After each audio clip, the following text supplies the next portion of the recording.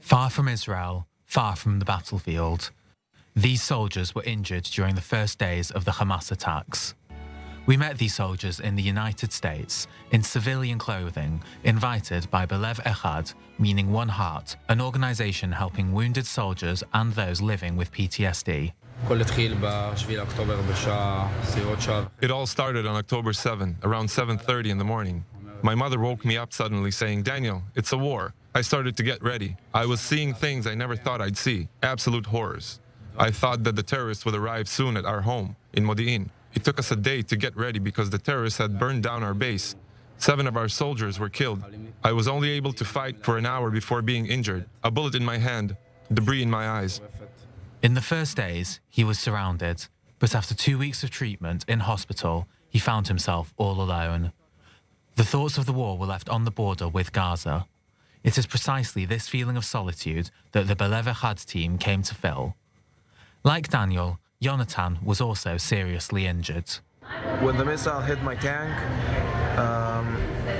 everything, for me at least, everything went black. It went white, and then everything went black.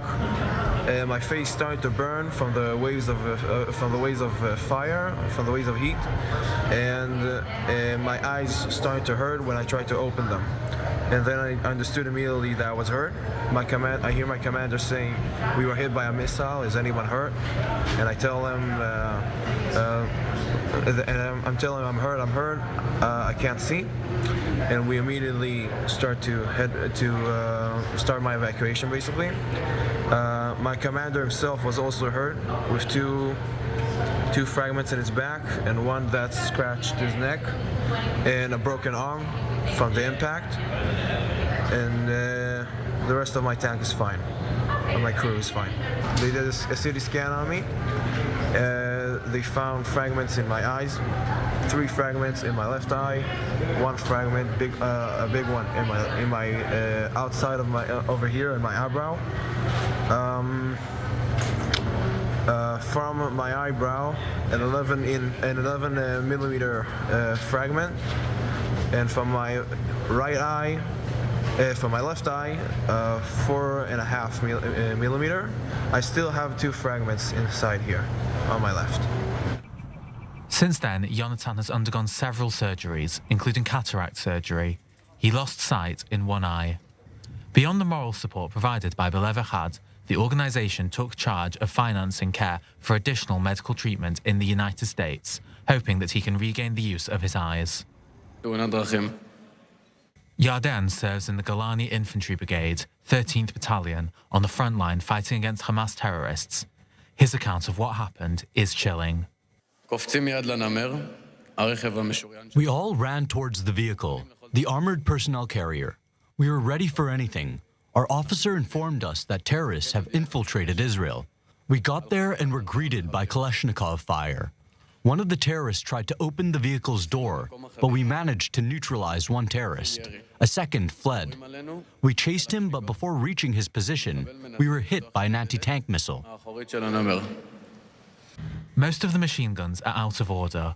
The soldiers inside the vehicle found themselves alone, left to their own devices, facing more than 150 Nukba terrorists, the elite Hamas unit. Terrorists are shooting in all directions. A soldier is hit in the shoulder and on the hand. Before us, an absurd night. 40 terrorists are heading straight towards us, 20 in 2 pickup trucks. An explosion hits us. Our vehicle is out of order. He's shooting at us all. My friend Matan Abergel, despite the danger, took his head out of the vehicle to assess the situation. He takes a bullet in the eye and collapses. And then, a grenade falls into the vehicle. Matan asks us for forgiveness before throwing himself on the grenade, which explodes. Matan dies instantly. He sacrificed his life to save us. I continued shooting, recite the Shema Yisrael prayer, and ask God to protect me. I glance outside the vehicle and see a terrorist with his gun pointed at me.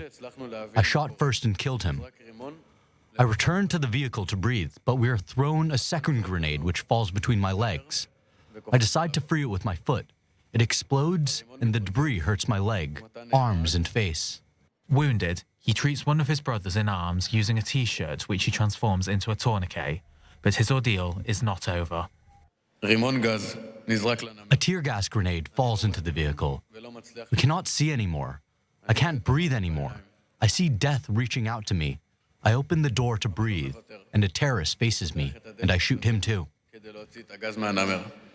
Yarden was rescued an hour and a half later, during which the vehicle was targeted by RPG missiles and Kalashnikov fire. Today, on his own 2 feet, he thanks the Belev Echad Association for giving him back a taste of life. A life also celebrated in music in an evening dedicated to them, so that these lights illuminate their lives.